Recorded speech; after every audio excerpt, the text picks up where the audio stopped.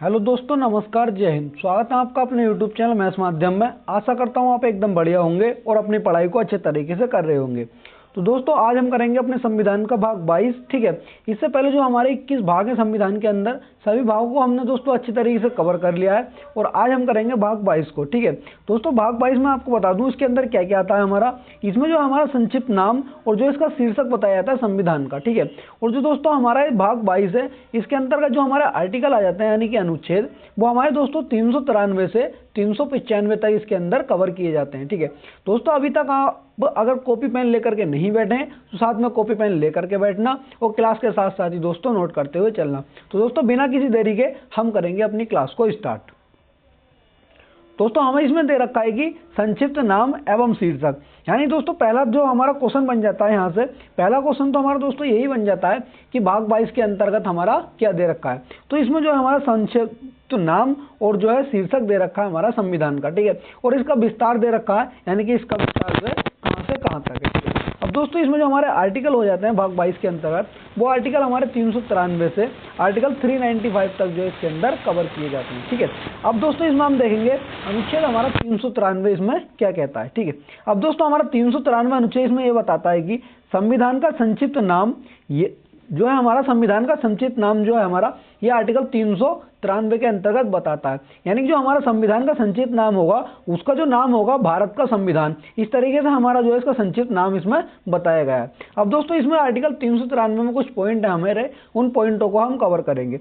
यानी कि इसमें यह कहता है कि यह संविधान के तुरंत लागू होने वाले अनुच्छेदों में से एक था। यानी दोस्तों, जो हमारा जो संविधान हमारा लागू हुआ था स्टार्टिंग में, ठीक है, तो उसमें जो संविधान के जो इस समय पर लागू हमारे ये हुआ था कि उसमें सभी अनुच्छेदों को जो है एक साथ लागू नहीं किया गया था, यानी कुछ अनुच्छेद उसमें बाद में लागू किए गए थे। तो जो हमारा ये अनुच्छेद 393 था, ये जो है स्टार्टिंग में हमारा लागू किया गया था।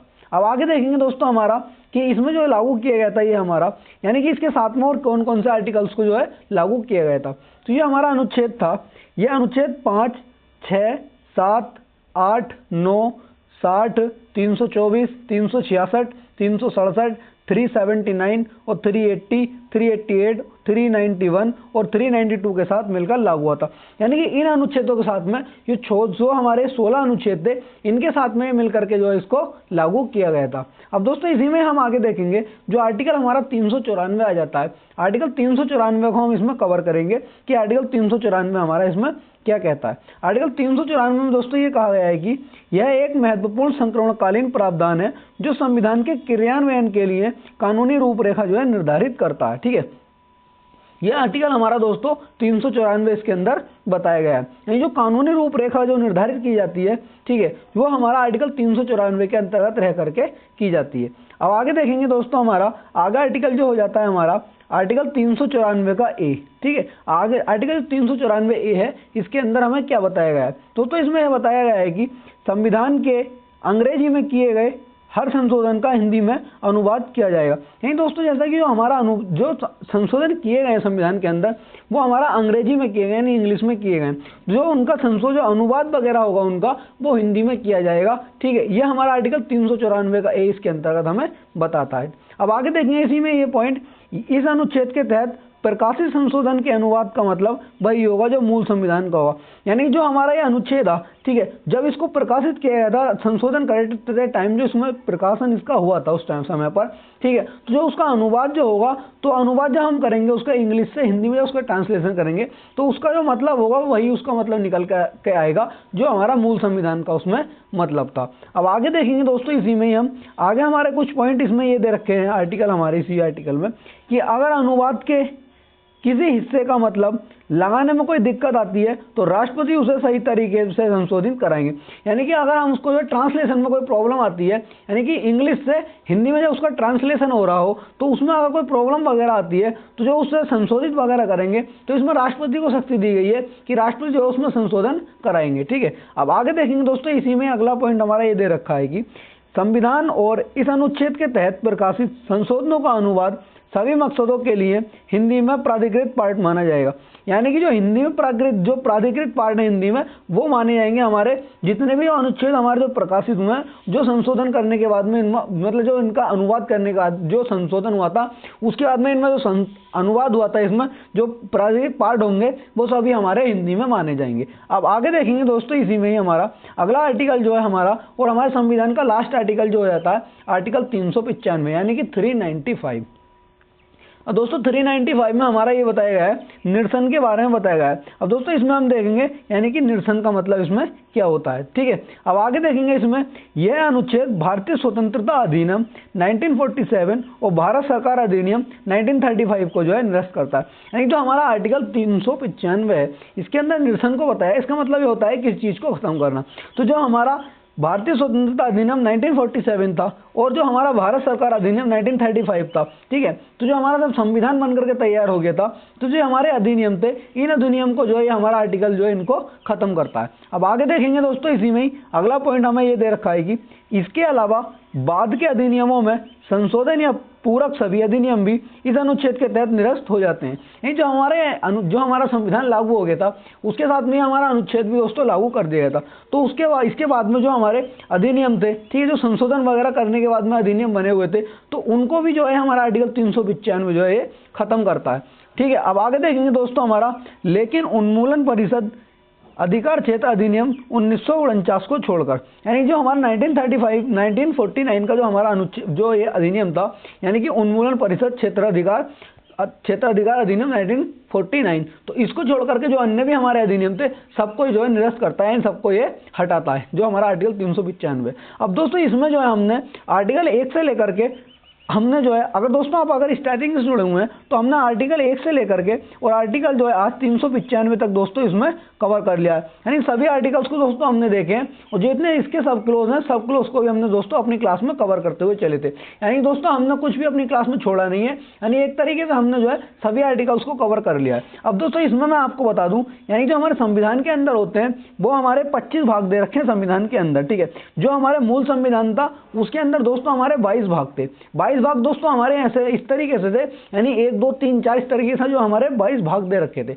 लेकिन दोस्तों अब जो 25 भाग हैं हमारे, वो 25 भाग हमारे किस तरीके से होते हैं। एक तो दोस्तों हमारा जैसे हमारा भाग 4A का A, ठीक है, भाग 9A और भाग हमारा 9B, ठीक है, जो हमारा भाग 9B हो जाता है, ये इनको भी काउंट करके हमारा भाग जो है हमारे भाग 25 इसमें बन जाते हैं वर्तमान में, ठीक है। अब दोस्तों इसी तरीके से जो हमारा मूल संविधान था तो उसके अंदर हमारा दोस्तों 395 जो हमारे आर्टिकल थे, ठीक। अब जो हमारा वर्तमान में हमारा संविधान है तो इसके अंदर जो आर्टिकल है हमारे 470 जो है इसके अंदर आर्टिकल है।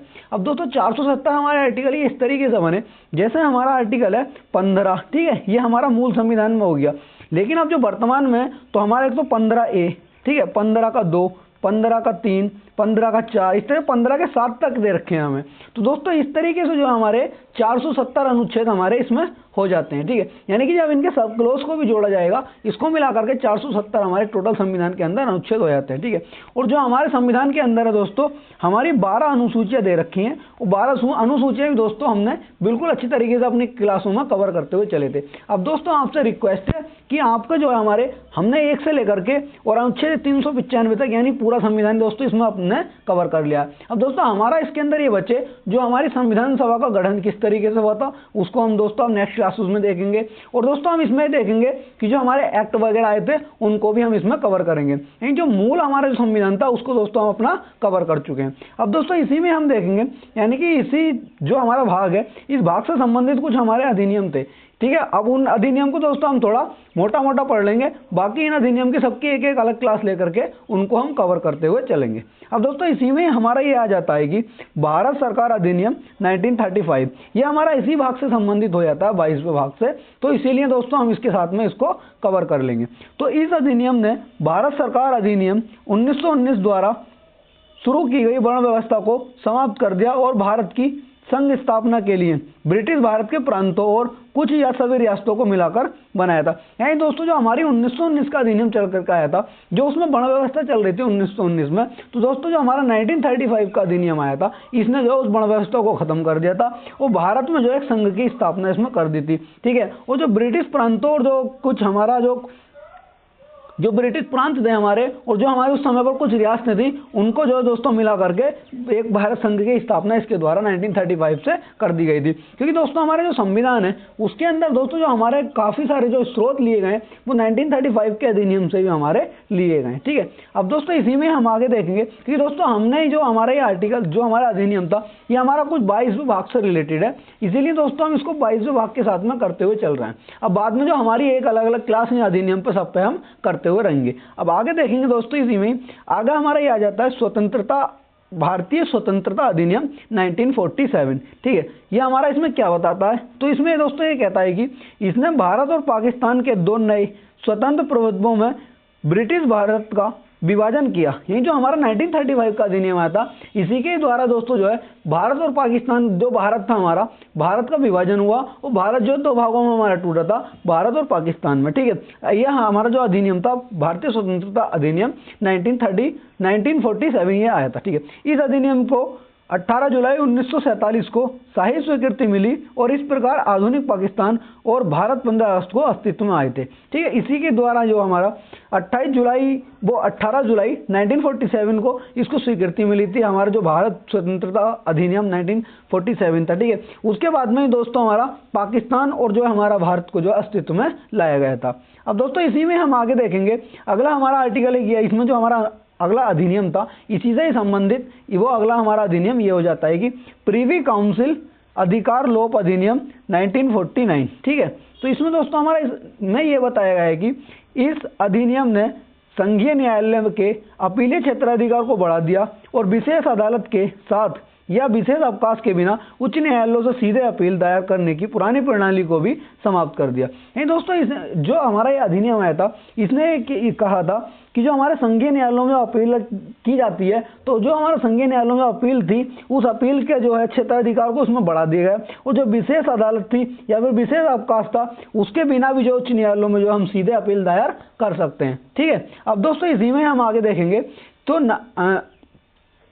1949 में भारत सरकार द्वारा विशेष अधिकार परिषद अधिकार अधिनियम को समाप्त कर दिया था। जब दोस्तों हमारा ये अधिनियम आया था, ठीक है, 1949 का प्रिवी काउंसिल क्षेत्राधिकार, तो इसके बाद में जो है हमारा, ठीक है, जो इसके बाद इसको जो लाने के बाद में जो हमारा भारत सरकार द्वारा जो विशेष अधिकार परिषद अधिनियम था, उसको जो है इसके द्वारा समाप्त कर दिया गया था। अब दोस्तों इसी में हम आगे देखेंगे भारत सरकार अधिनियम 1919। ठीक है, इसमें दोस्तों 1919 के अधिनियम में हमें क्या बताया गया इसको। ठीक है, तो यह भारत सरकार में भारतीयों की भागीदारी का विस्तार करने के लिए पारित किया गया था।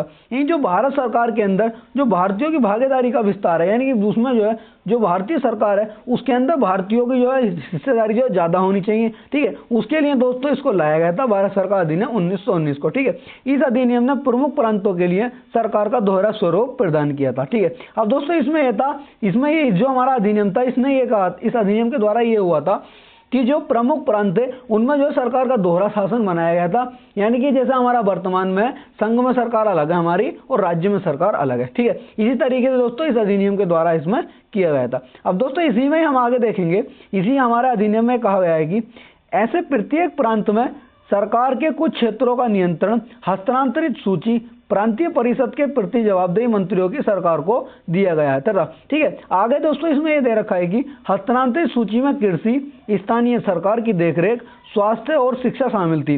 प्रांतीय परिषदों का विस्तार जो किया गया, इसके द्वारा दोस्तों हमारे अधिनियम आया था, इसके द्वारा दोस्तों हमारी प्रांतीय परिषद थी उनका भी इसमें विस्तार किया गया था। और दोस्तों इसमें बता दूं आपको, जो हस्तांतरित सूची थी वो इसमें राज्य को दी गई, जैसा हमारी वर्तमान में राज्य की सूची है। तो दोस्तों उसमें जो कृषि, स्थानीय सरकार की देखरेख, ठीक है, और जो स्वास्थ्य हो गई, शिक्षा वगैरह है, वो इसमें दोस्तों इसमें शामिल इसको कर दिया गया था। अब दोस्तों हमने जो इसमें अपने जो इस हमारा भाग 22 था, इससे संबंधित जो हमारे अधिनियम थे, उन अधिनियम को दोस्तों हमने कवर कर लिया। जैसा कि दोस्तों मैंने आपसे कहा है कि इन अधिनियम की भी हम एक एक अलग अलग क्लास लेकर के आएंगे, उनमें जो इन अधिनियम को सभी को अच्छे से करेंगे। ठीक है, अब दोस्तों आपसे रिक्वेस्ट है, क्लास को दोस्तों ज़्यादा से ज़्यादा शेयर करना, चैनल को सब्सक्राइब जरूर करना अभी तक अगर आपने चैनल को सब्सक्राइब नहीं किया है तो, ठीक है। अगर दोस्तों और अपना कमेंट जरूर करना कि दोस्तों आपको ये क्लासेस कैसी लगी, क्योंकि आज दोस्तों हमने संविधान को पूरा अच्छी तरीके से हमने कवर कर लिया। और दोस्तों अगर आपने थ्योरी पूरी कर ली, उसके बाद में दोस्तों आप जब किसी भी एग्जाम में बैठ जाना, अच्छा स्कोर करके आएंगे पॉलिटी के अंदर, ठीक है। अगर दोस्तों आपके वो दोस्त वगैरह पॉलिटी पढ़ना चाहते हैं दोस्तों, आप जो उनको सजेस्ट कर देना। और जो हमारी प्ले लिस्ट है, ठीक है, इसका लिंक दोस्तों हमने डिस्क्रिप्शन में दे रखा है, तो दोस्तों पूरी जो आप प्ले लिस्ट को किसी को शेयर कर देना, ठीक है, जिससे भी वो आप मतलब जो पॉलिटी को अच्छे से पढ़ सके, ठीक है। अब दोस्तों इसी के साथ मिलते हैं नेक्स्ट वीडियो में। जय हिंद, जय भारत।